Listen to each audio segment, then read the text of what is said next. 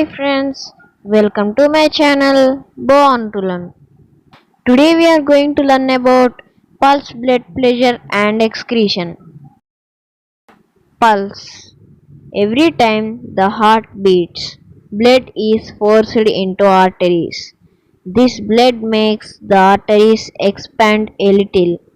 The expansion of an artery each time the blood is forced into it is called pulse. Each heartbeat generates one pulse in the arteries.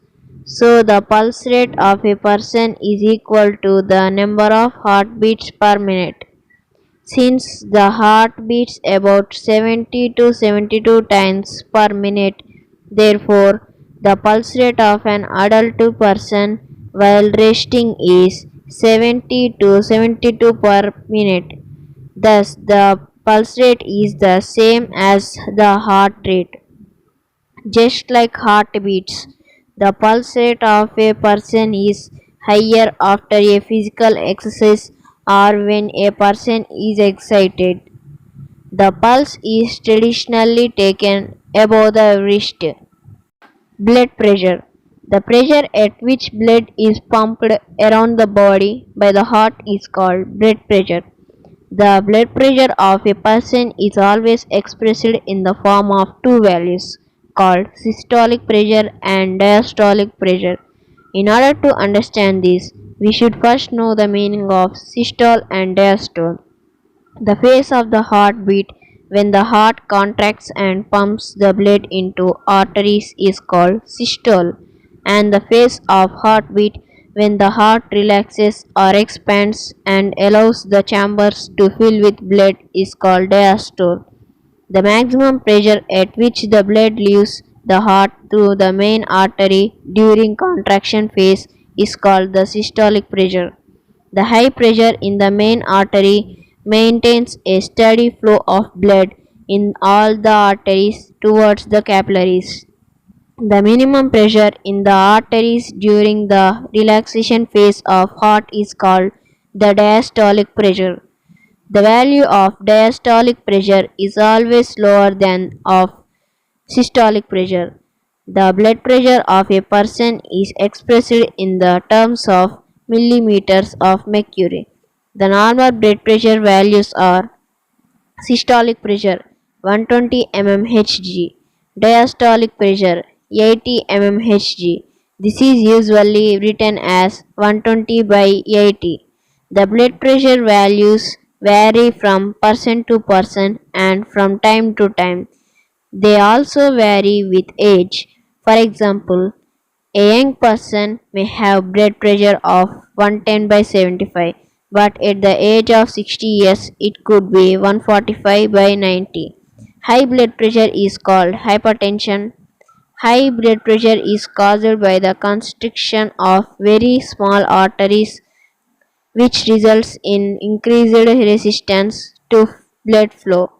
Very high blood pressure can lead to rupture of an artery and internal bleeding. The blood pressure is measured by using an instrument called sphygmomanometer. How do food and oxygen reach blood cells? We have studied that blood carries food and oxygen around the body. Plasma which leaks out from the blood capillaries is called tissue fluid. The liquid from the blood which is forced out through the capillary walls and moves between all the body cells, providing them with food and oxygen and removing carbon dioxide is called tissue fluid. Actually, the walls of blood capillaries are very thin. So, when blood flows through the capillaries, a liquid called tissue fluid leaks from the blood capillaries and goes into tiny spaces between the various body cells in the tissues. The tissue fluid carries food and oxygen from the blood to cells and picks up their waste products like carbon dioxide. After doing its job, most of the tissue fluid seeps back into blood capillaries. The remaining tissue fluid carrying large protein molecules Digested fat, germs from the cells and fragments of dead cells enters into another type of tiny tubes called lymph capillaries and it becomes lymph. This lymph along with its contents is returned to the blood by another type of transport system in the human body called lymphatic system.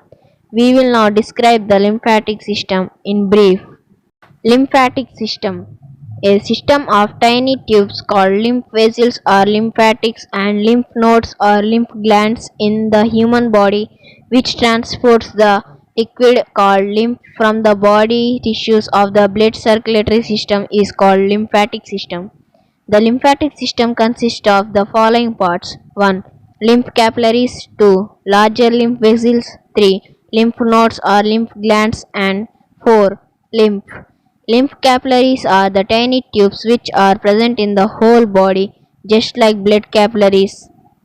Lymph capillaries, however, differ from blood capillaries in two ways. Lymph capillaries are close-ended, and the pores in the walls are in the body tissues are closed, so the tissue fluid can only seep into the walls of the lymph capillaries present in the body tissues.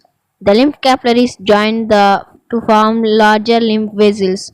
The lymph vessels have lymph nodes or lymph glands at intervals. The lymph nodes contain special types of cells called lymphocytes.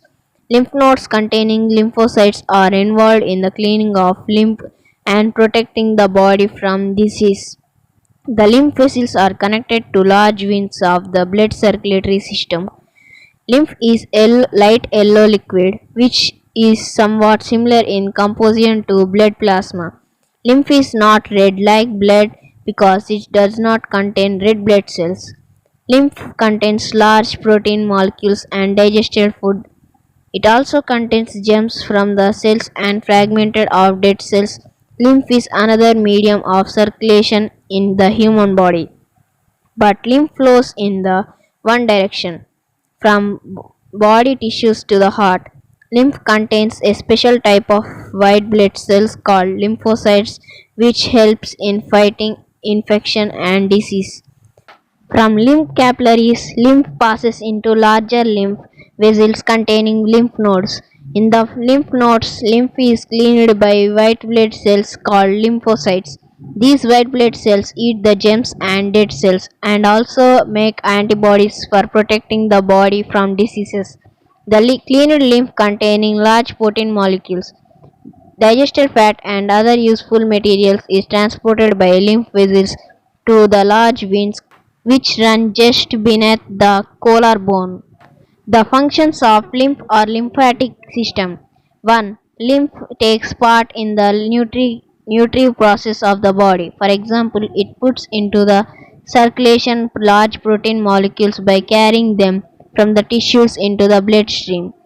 Lymph also carries digested fat for the nutritive process. 2. Lymph protects the body by killing the germs drained out of the body tissues with the help of lymphocytes and contained in the lymph nodes and by making antibodies. 3. Lymph helps in removing the waste products like fragments of dead cells, etc. Excretion. All the organisms are made up of cells. These cells work all the time for sustaining the life of organism. Most of the work of the cells is in the form of biochemical reactions which they carry out all the time. The biochemical reactions taking place in the cells of an organism may produce toxic wastes in the body. The accumulation of toxic wastes in the body harms an organism. So, for an organism to lead a normal life, the toxic wastes being produced in its body must be removed continuously. The process of removal of toxic wastes from the body of an organism is called excretion. Excretion takes place in plants as well as in animals. Excretion in plants. Like animals, plants also produce a number of waste products during their life processes. As compared to animals, the plants produce waste products very slowly and in very small amounts. The plants have no special organs for waste removal like the animals. The plants remove their waste products by Different methods. Some of the important plant wastes and the methods by which they are removed are described below. The main waste products produced by plants are carbon dioxide, water vapor, and oxygen. Carbon dioxide and water vapor are produced as wastes during respiration by plants, whereas oxygen is produced as a waste during photosynthesis. The gaseous wastes of respiration and photosynthesis is in plants. Carbon dioxide, water vapor, and oxygen are removed through the stomata, in leaves and lenticels in stem, and released to the air. The plants excrete oxygen as a waste only during the daytime because oxygen is produced by the plant photosynthesis only during the daytime when sunlight is there. The plants also store some of the waste products in their body parts. For example, some of the waste products collect in the leaves, bark, and fruits of the plants or trees. The plants get rid of these wastes by shedding of leaves, peeling off bark, and felling of fruits. Some of the plant's waste get stored in the fruits of the plant in the form of solid bodies called rhaphides. The various methods used by the plants to get rid of their waste products are the following. 1. The plants get rid of gaseous waste products through stomata in leaves and lenticels in stems. 2. The plants get rid of stored solid and liquid wastes by the shedding of leaves, peeling of bark, and filling of fruits. 3. The plants get rid of wastes by secreting them in the form of gums and resins. 4. Plants also excrete some waste substances in the form of soil around them. Excretion in animals. Different animals have different arrangements for excretion which depend on the constitution of the animal. For example, 1. In amoeba, the waste material carbon dioxide is removed by diffusion through the cell membrane, but nitrogenous wastes like ammonia and excess water are removed by the contractile vacuole. 2. In earthworm, the tubular structures called nephridia are the excretory organs. In addition to nephridia, the moist skin of earthworm also acts as an excretory organ. 3. In human veins, the microscopic thin tubules form nephron, which functions as excretory unit. About 1 million nephrons taken together form the excretory organ of human beings called kidney. Excretion in humans. The excretory system of humans collects the liquid wastes of the body and helps it get rid of them. The excretory system of human beings consists of the following main organs: two kidneys, two ureters, bladder, and urethra. The function of the kidneys is to remove the poisonous substance urea, other waste salts, and excess water from the blood and excrete them in the form of yellowish liquid called urine.